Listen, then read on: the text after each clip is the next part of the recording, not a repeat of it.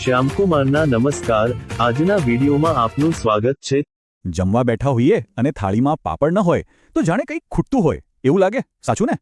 ભોજન સાથે કુરકુરો સાથી તો જોઈએ જ, પણ શું ક્યારે એવો વિચાર આવ્યો છે કે આપણે જે પાપડ આટલા શોખથી ખાઈએ છીએ એની અંદર ખરેખર શું છે? ચાલો આજે આ પાપડની આખી કહાણી જાણીએ. અહીંયા એક બહુ જ ઇન્ટરેસ્ટિંગ સવાલ ઊભો થાય છે. આપણા માટે પાપડ એટલે શું? બસ એક ચટપટો કુરકુરો નાસ્તો? પણ શું એવું બની શકે કે આ માત્ર સ્વાદની વસ્તુ આપણા સ્વાસ્થ્ય માટે પણ સારી હોય? ચાલો આજે આ સવાલનો જવાબ શોધીએ. તો સૌથી પહેલાં વાત કરીએ પાપડના ફાયદાઓની, અને એવા ફાયદા જે કદાચ આપણને પણ નવાઈ પડે, કારણ કે પાપડ ખાલી સ્વાદ માટે જ નથી, એના કેટલાક હેલ્થ બેનિફિટ્સ પણ છે. તો આ પાપડ બને છે શેનાથી? એનું મુખ્ય ઘટક છે દાળ. અડદની દાળ, મગની દાળ, ચણાની દાળ, અને દાળ એટલે શું? પ્રોટીનનો પાવરહાઉસ. આજના સ્વાસ્થ્ય લાભો પાછળનું મોટું રહસ્ય છે, અને ઉપરથી એના જે મરી અને હિંગ જેવા મસાલા ઉમેરાય છે એ તો જાણે સોનામાં સુગંધ ભળવા જેવું કામ કરે છે. તો દાળમાંથી બને છે એનો સીધો મતલબ એ થયો કે પાપડમાંથી આપણને સારું એવું પ્રોટીન અને ફાઇબર મળે છે. પ્રોટીન જે આપણા શરીરના મસલ્સ માટે જરૂરી છે, અને ફાઇબર એટલે કે રેસા જે આપણા પેટને અને પાચનતંત્રને એકદમ સાફ રાખવામાં મદદ કરે છે.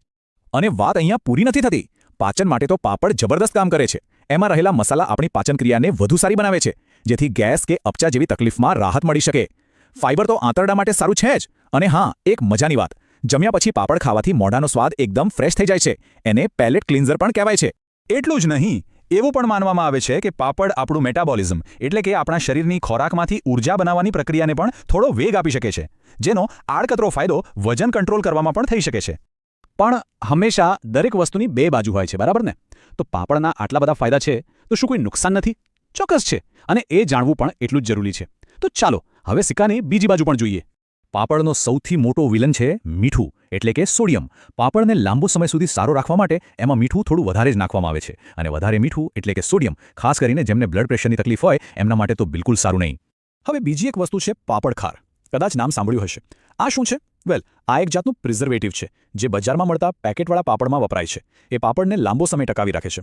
પણ પ્રોબ્લેમ એ છે કે જો આ વધારે પેટમાં જાય તો એસિડિટી અને છાતીમાં બળતરા કરી શકે છે. અને હવે સૌથી અગત્યની વાત, પાપડ હેલ્ધી રહેશે કે અનહેલ્ધી એનો મોટો આધાર એના પર છે કે એને બનાવવામાં કઈ રીતે આવે છે. જુઓ, જ્યારે પાપડને શેકવામાં આવે ત્યારે એ હીરો છે. ઓછી કેલરી, ઓછી ચરબી, એકદમ હેલ્ધી. પણ જેવો એને ગરમ તેલમાં તળવામાં આવે, બસ એ જ હીરો વિલન બની જાય છે, કેલરી અને ફેટથી ભરપૂર. તો આટલી બધી ચર્ચા પછી મનમાં સવાલ થાય કે તો પછી કરવું શું? પાપડ ખાવા કે નહીં? અને ખાવા તો કઈ રીતે જેથી એનો ફાયદો મળે, નુકસાન નહીં? ચલો એનો એકદમ સિમ્પલ રસ્તો જાણીએ. બસ આ 3 સિમ્પલ નિયમ યાદ રાખવાના છે. નંબર 1, બની શકે તો ઘરે બનાવેલા પાપડ ખાઓ. એનાથી મીઠું અને પાપડ ખાર જેવી વસ્તુઓ પર આપણો કંટ્રોલ રહે. Number 2, always roast, never fry, એટલે કે હંમેશા શેકીને જ ખાઓ, તળીને ક્યારેય નહીં. અને નંબર 3, જે સૌથી ઇમ્પોર્ટન્ટ છે, માપમાં ખાઓ. પાપડ એ સાઇડ ડિશ છે, મેઇન કોર્સ નહીં. તો આખી વાતનો સાર બસ એટલો જ છે. પાપડનો પૂરો આનંદ લેવો હોય તો એને શેકીને ખાઓ, માપસર ખાઓ, અને જો ઘરે બનાવેલા મળી જાય તો એનાથી બેસ્ટ કંઈ નહીં. અને જતાં જતાં એક વિચાર, પાપડની જેમ આપણી થાળીમાં રોજ એવી કેટલીય વસ્તુઓ આવતી હશે, જેમ કે અથાણું, ચટણી, જેના વિશે આપણે ક્યારે ઊંડાણમાં વિચાર્યું જ નથી, ખરું ને? કદાચ હવે આપણી થાળીમાં રહેલી દરેક વસ્તુને થોડું વધારે ધ્યાનથી જોવાનો સમય પાકી ગયો છે.